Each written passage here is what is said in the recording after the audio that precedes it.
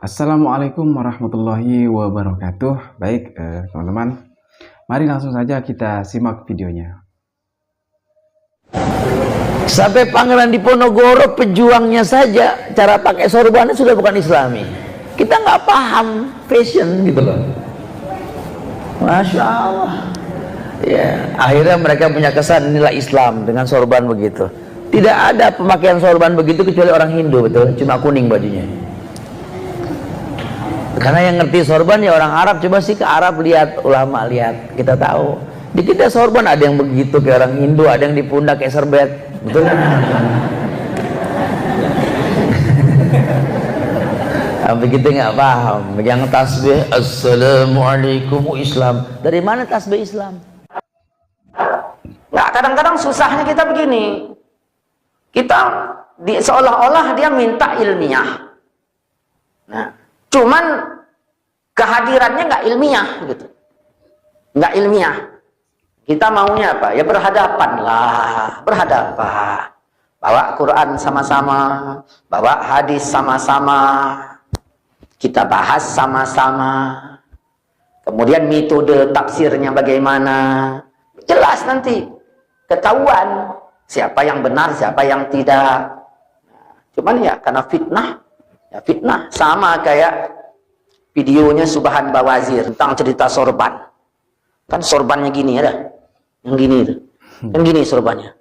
Itu budaya Hindu.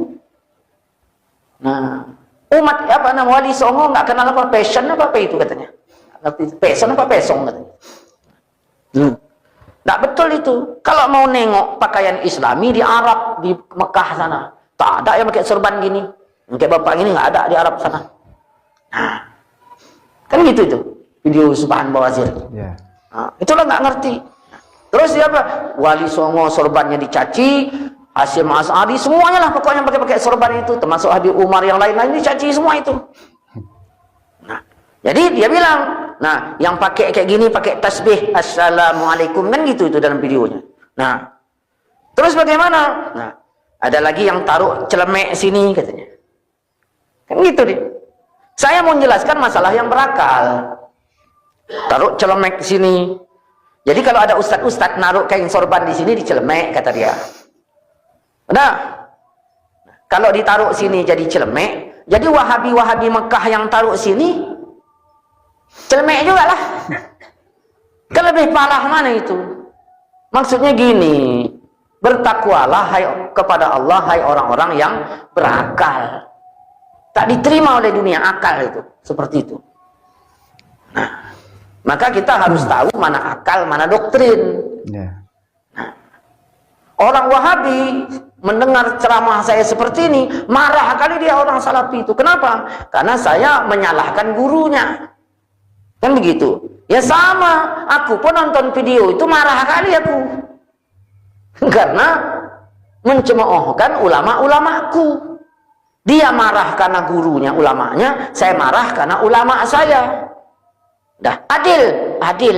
Dalam adil itu butuh dicari mana benar, mana salah. Yeah. Kalau memang yang dibilang Subhan Bawazir itu benar, ya udah, berarti salahlah yang ulama kita pakai. Kalau memang itu benar, makanya perlu diuji, karena kita orang yang berakal. Mana yang betul, mana yang salah. Yeah.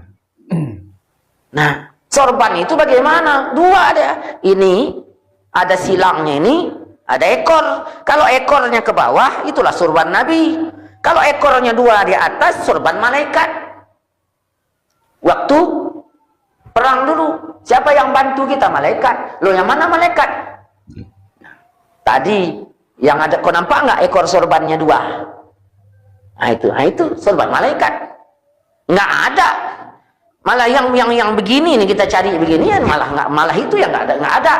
Pertanyaannya, yang nggak ada ini dijadikan contoh, yang contoh ini ditiadakan. Kita bertanya, akal yang mana itu? Kemudian baru takluk dia ke hukum. Pakai sorban itu apa wajib? Kalau nggak wajib, kalau wajib berarti bapaknya aja yang betul sendiri, yang lain tak betul semua ini. Yeah. Nah, kan gitu. Nah, maka ditakluk dudukkan dia hukumnya tidak wajib, tapi sunat.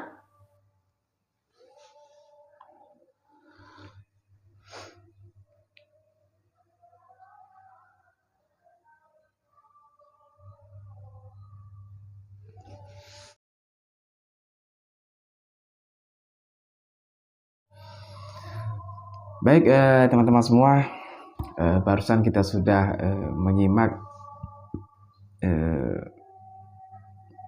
video tentang pemahaman dari Wahabi, teman-teman ya.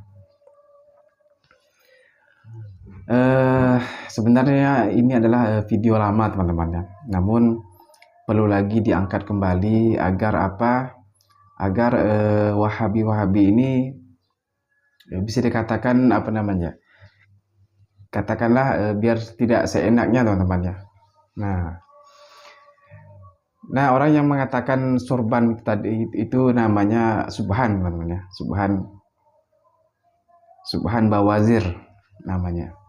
Dan dia mengatakan semacam memperolok-olok, teman-teman ya, orang yang menggunakan sorban itu. Bahkan Pangeran Diponegoro aja dibilangnya seperti itu, teman-teman ya.